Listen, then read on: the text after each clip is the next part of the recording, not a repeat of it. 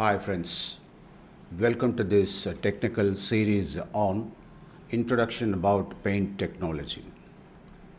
In this session, I'll be explaining about texture of a pigment, sieve residue analysis, that is a residue on sieve of a pigment, then what is the oil absorption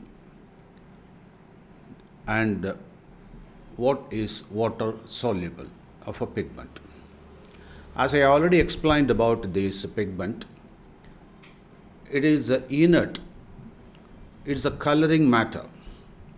It should give color, it should hide the surface where the paint is applied. So these are the essential natures, characteristics of a pigment. It should be inert, it should not be chemically reactive, but at the same time it should hide the surface and it should be finer so that it can be easily ground. And as far as colored pigments are concerned, the tinting strength, that is to what extent the pigment can give the color value. For example, we cannot always have the straight colors. Sometimes we may have to blend with white to get the pastel shade. So in that case, the tinting strength is very important, and that is interpreted in terms of reduced tone. So we have already discussed about this tinting strength. Now let me proceed with the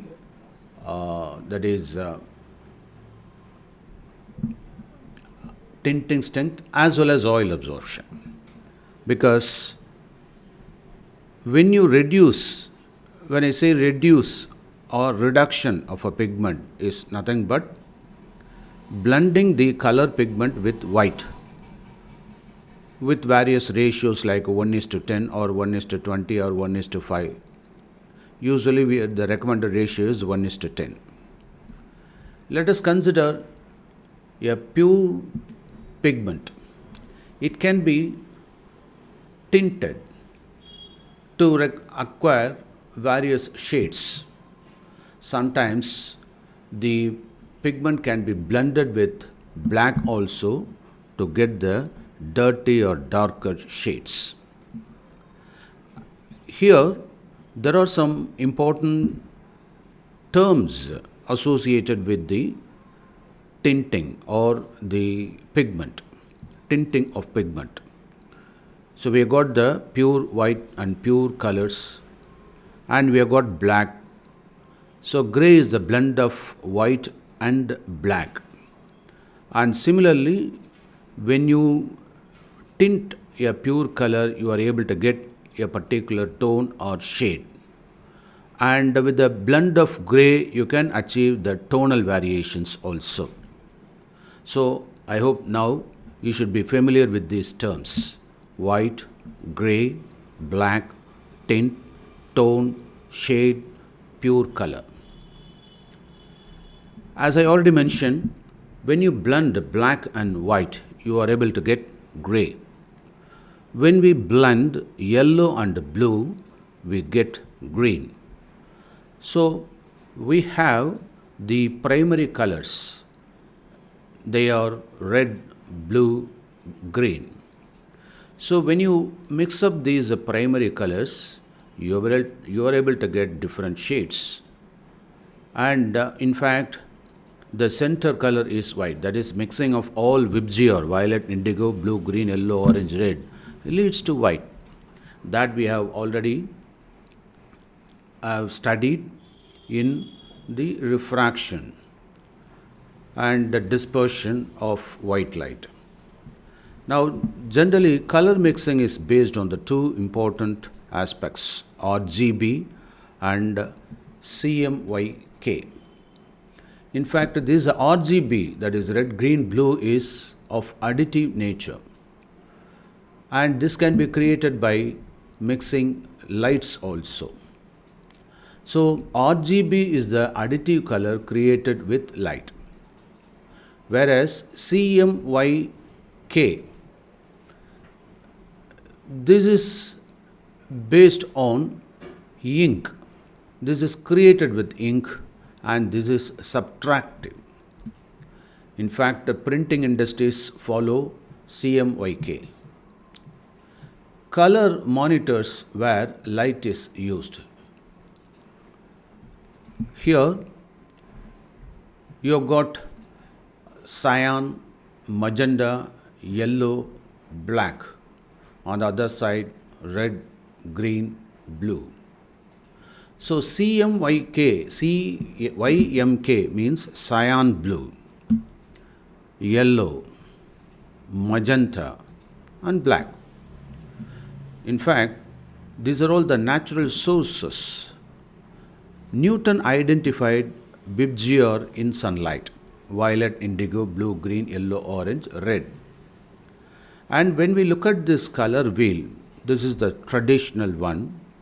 So we have got this yellow on the top, violet at the bottom, orange or red at the right, blue at the left.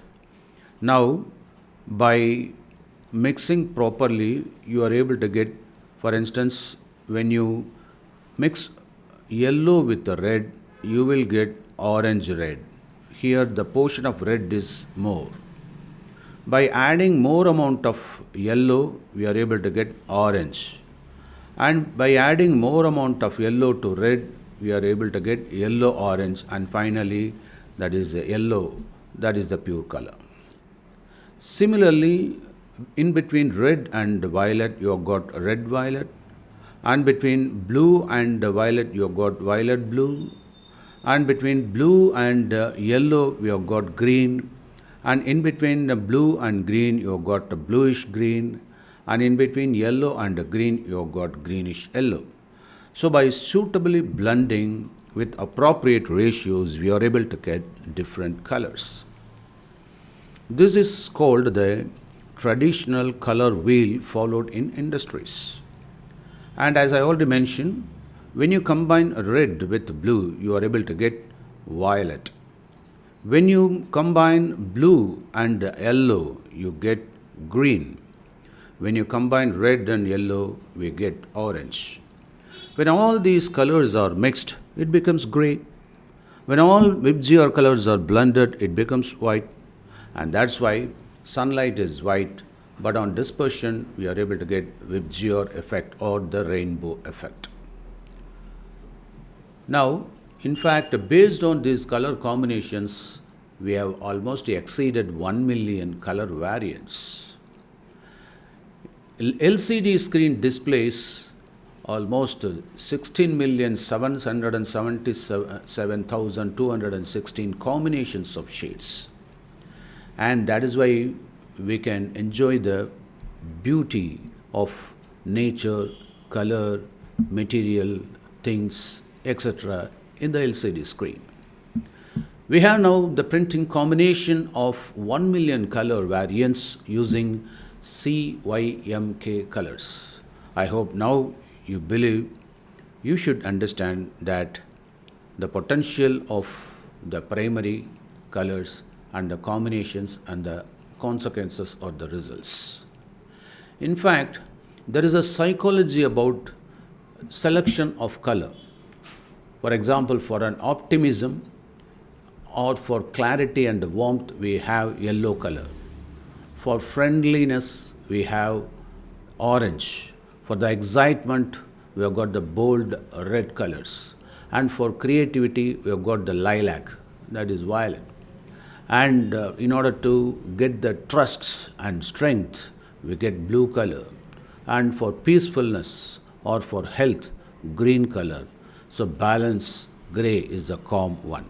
So likewise, even the logos have been created based on the different colors and its impact. And we should understand the psychology of color even in interiors. For example, the appropriate color for an office room is blue, and for bedroom it may be nut green, and for girls room it can be pink, for dining room can be red or orangish red, for living room it can be lilac or violet, and for kitchen it can be yellow. So likewise, we've got different choices based on the lifestyles also.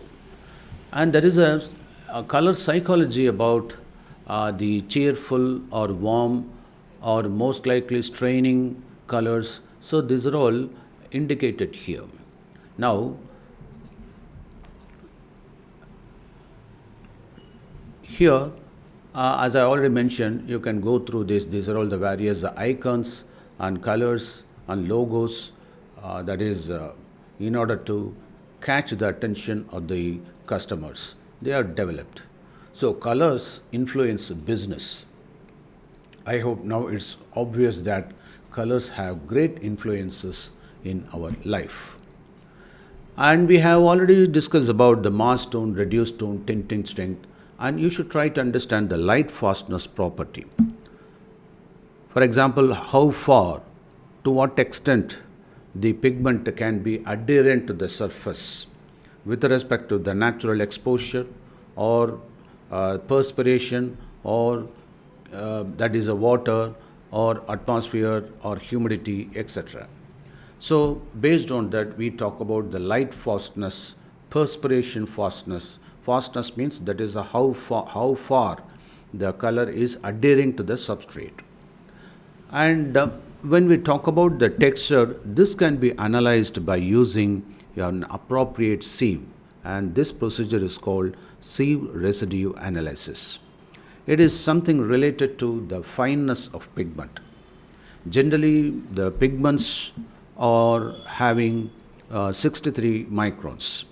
So, when we grind the pigment along with the binder, we are able to achieve the fineness of this pigment. We may even achieve a few microns also with the help of grinding. And this is the micron size chart. So here, for example, hair is almost 100 microns dia. Pollen, spores, so these are all in the range of 100 microns. And bacteria is in the range of 10 microns. Then tobacco, smoke, household dust 1 micron. And less than that, we have got 0.01 micron, and that is the size of virus. And that is why the filtering of air is very, very important. But compared to the size of the dust, household dust, and micron, the size of virus is much less than that, and that is why they are adherent over the dust particles, and through that we are affected. And let us talk about the that is mesh size. So this is a mesh size of sea.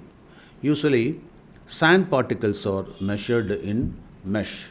So we have got the filtering equipment or filter with a different size of mesh.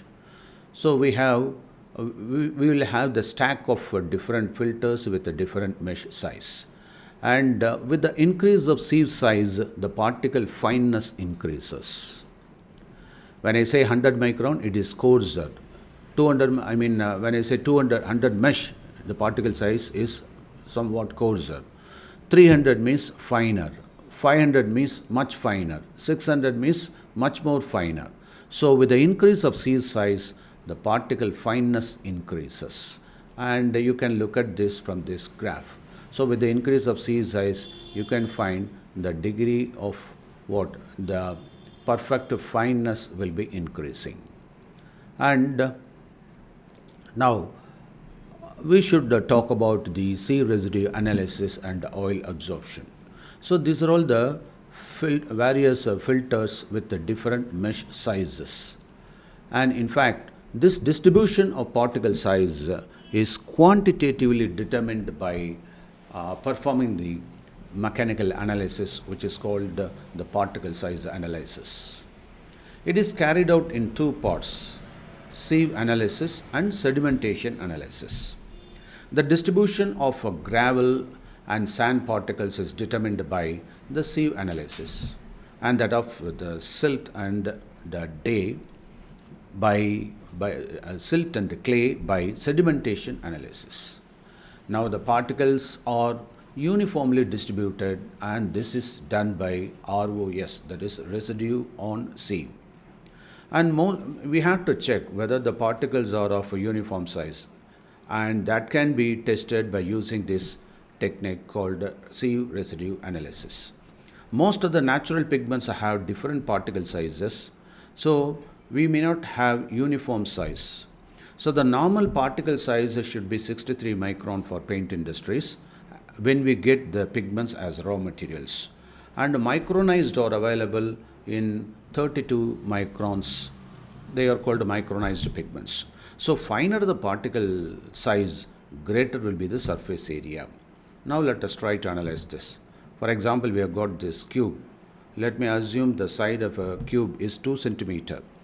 We know it has got 6 surfaces, that is 6 squares. So lateral 4 and top and bottom each one. So totally 6 surfaces. So let us calculate the surface of this cube. We know the formula, the total area is 6a squared. So 6 into a, it means we have got 6 into 2 into 2, that is 24 square centimeter. That is the total surface area, right? And let me break this into, that is 8 cubes. That is, I am equally dividing at all sides.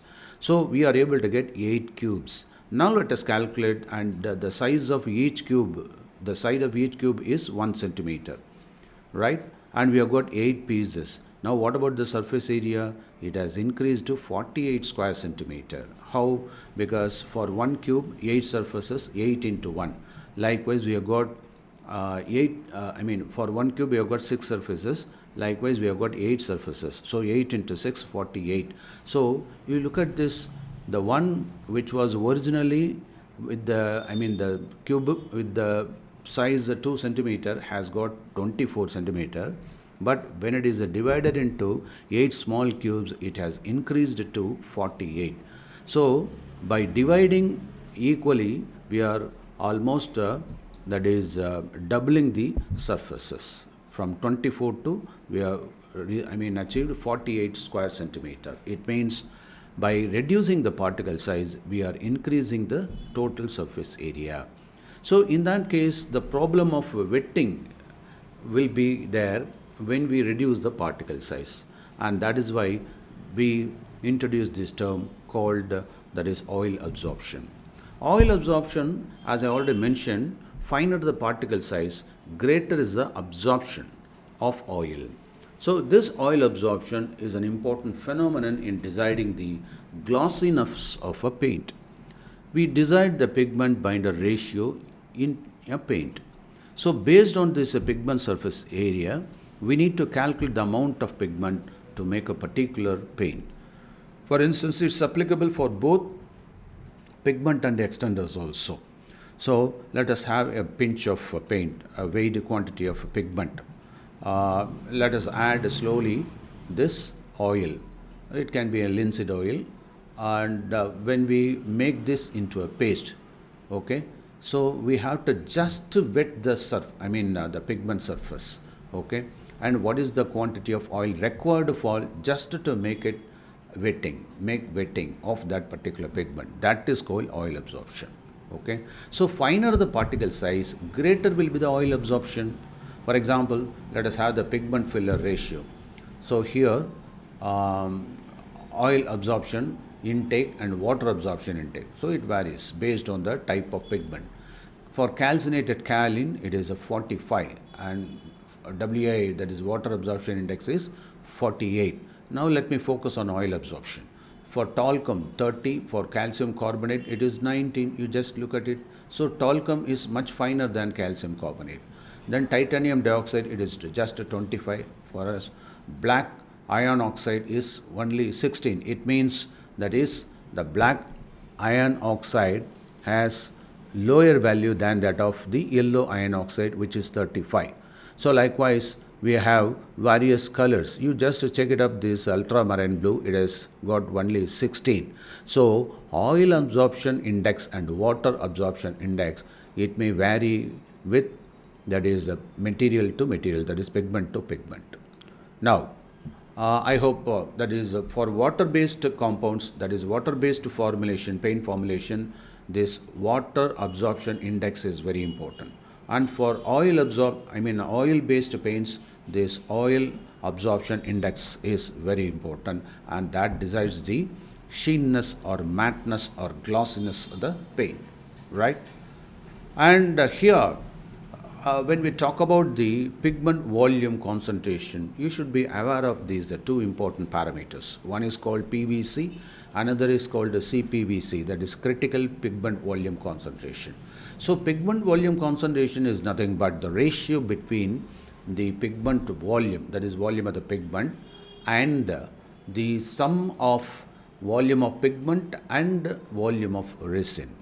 So here, the critical pigment volume concentration is also another important parameter, and it is the point at which the right amount of binder is present, which can soak all the pigment particles and fill the existing gaps.